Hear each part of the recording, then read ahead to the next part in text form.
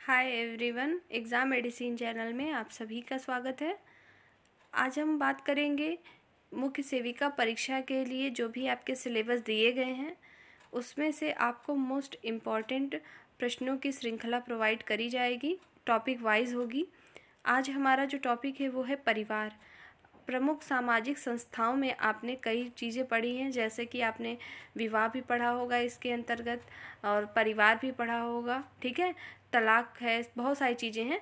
तो आज हम सिर्फ देखेंगे परिवार से इम्पॉर्टेंट प्रश्न। और आपको ये भी बता दूं कि जितने आपको यहाँ पे प्रश्न दे रहे हैं वन लाइनर फैक्ट्स के रूप में, ये सारे कभी न कभी एग्ज़ाम में पूछे गए ही हैं, चाहे वो पीजीटी की परीक्षा रही हो, टीजीटी की परीक्षा रही हो, उन सब में, या प्रवक्ता की परीक्षा रही हो, उसमें शामिल रहे हैं, ठीक है।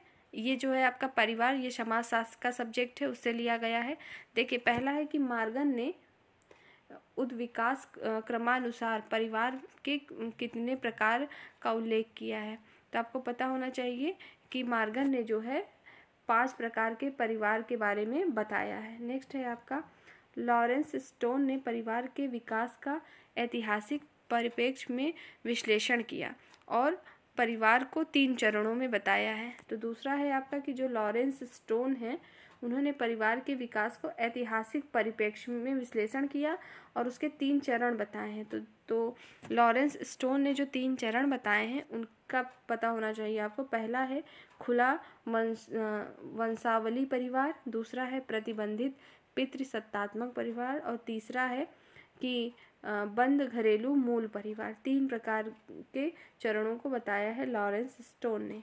नेक्स्ट है आपका 3rd नंबर देखेंगे, पूछा जा सकता है कि यौन साम्यवाद को परिवार की उत्पत्ति का कारण कौन मानते हैं, ठीक है। कौन से समाजशास्त्री यौन साम्यवाद को परिवार की उत्पत्ति का कारण मानते हैं, तो उनका नाम है मॉर्गन। नेक्स्ट है आपका 4th नंबर, देखिए मॉर्गन के परिवार के उद्विकास के चरण का अवरोही क्रम। ये भी प्रश्न परीक्षा में पूछा जा चुका है कि इन्होंने 5 चरणों को बताया, उसका अवरोही क्रम क्या है, ठीक है ना। अवरोही का मतलब क्या होता है, बड़े से छोटे की तरफ जाना, घटता हुआ क्रम। पहले है समरक्त परिवार, नेक्स्ट है आपका पुनालुअन परिवार, तीसरा है आपका सिंडेसमियर परिवार, चौथा है पितृसत्तात्मक परिवार और 5वां है एकल विवाही परिवार। अब आगे देखेंगे 5th नंबर के प्रश्न को। देखिए कि परिवार के मूल्यांकन में मुख्य रूप से 3 उपागम या दृष्टिकोण हैं, ठीक है। तो जो परिवार का मूल्यांकन होता है वो उसको 3 दृष्टिकोण से देखते हैं। तो कौन कौन से दृष्टिकोण हैं, तो पहला है आपका प्रकार्यवादी, दूसरा है आपका संरचनावादी और तीसरा है अंतरक्रियावादी। नेक्स्ट है आपका आणविक परिवार तथा गृहस्थ परिवार का विभाजन जिम मैन ने किया था, याद रखें। तो इनका नाम आप याद रखेंगे कि आणविक परिवार तथा गृहस्थ परिवार का विभाजन किसने किया था, तो जैमर मैन ने किया था। नेक्स्ट है आपका 7th नंबर देखेंगे, मर्डाक ने परिवार को 2 भागों में विभाजित किया है। तो मर्डाक ने 2 भागों में परिवार को विभाजित किया है, उन भागों का नाम क्या है, तो पहला है स्वतंत्र मूल परिवार और दूसरा है मिश्रित परिवार। 8th नंबर देखिए कि न्यासिता परिवार की चर्चा जो है कार्ल सी जिमर मैन ने की है। अगर पूछ लिया जाए आपसे कि न्यासिता परिवार की चर्चा किसने की है, तो पता होना चाहिए कि कार्ल सी जिमर मैन ने की है। नेक्स्ट है आपका 9th नंबर, विवाह के बाद व्यक्ति स्वयं प्रजनन मूल परिवार की रचना करता है, ठीक है। पूछा जाए कि विवाह के बाद व्यक्ति किस प्रकार के परिवार की रचना करेगा, तो प्रजनन मूल परिवार की रचना करता है। 10th नंबर में है आपका W.L. वार्नर ने परिवार के कितने प्रकार बताए हैं, तो 2 प्रकार बताए हैं। कौन कौन से, तो जन्मित परिवार और प्रजनन परिवार। नेक्स्ट है 11th नंबर देखेंगे, वह परिवार जिनमें एक व्यक्ति के अपने स्वयं के बच्चे हों उस परिवार को क्या कहेंगे, तो उसे हम कहते हैं जनन का परिवार, ठीक है। आगे देखिए, वह परिवार जिसकी सदस्यता पति पत्नी और अविवाहित बच्चों तक सीमित है उसे क्या कहते हैं, तो उस परिवार को एकांकी परिवार कहते हैं। क्वेश्चन नंबर 13 देखिए, एकांकी परिवार को 2 पीढ़ी वाला परिवार भी कहते हैं। पूछा जाए आपसे 2 पीढ़ी परिवार किसे कहेंगे, तो आप बताएंगे एकांकी परिवार को 2 पीढ़ी का परिवार कहते हैं।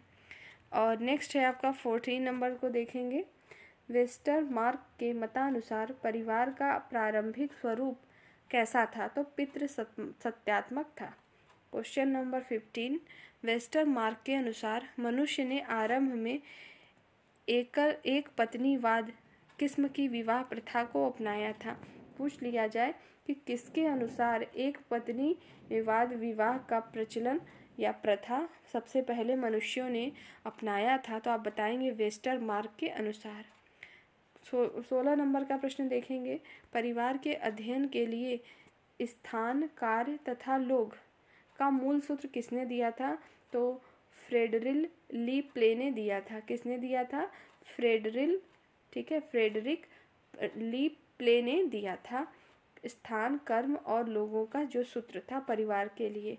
ठीक है, आज आपको जितनी भी चीज़ें इसमें प्रोवाइड की गई हैं, डेली आपको किसी न किसी टॉपिक से आपको चीज़ें प्रोवाइड की जाएगी। आप सारे वीडियो को 2 बार सुनिए, ध्यान से सुनिए।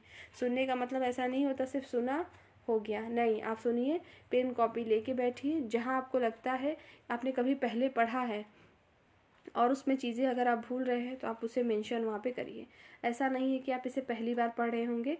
यदि आप पहले से पूरे सिलेबस को कवर कर चुके होंगे तो ये इसका निचोड़ है एक तरह से कि क्या प्रश्न बनाए जा सकते हैं।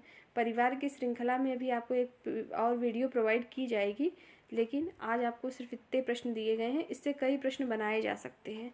आपको इसी तरीके से इसको पूरा पढ़ना होगा। ठीक है, तो आप लोग इतनी बातों को याद रखेंगे। तो इस वीडियो में इतना ही, नेक्स्ट वीडियो में फिर उपस्थित होंगे। तब तक के लिए टेक केयर, जय हिंद।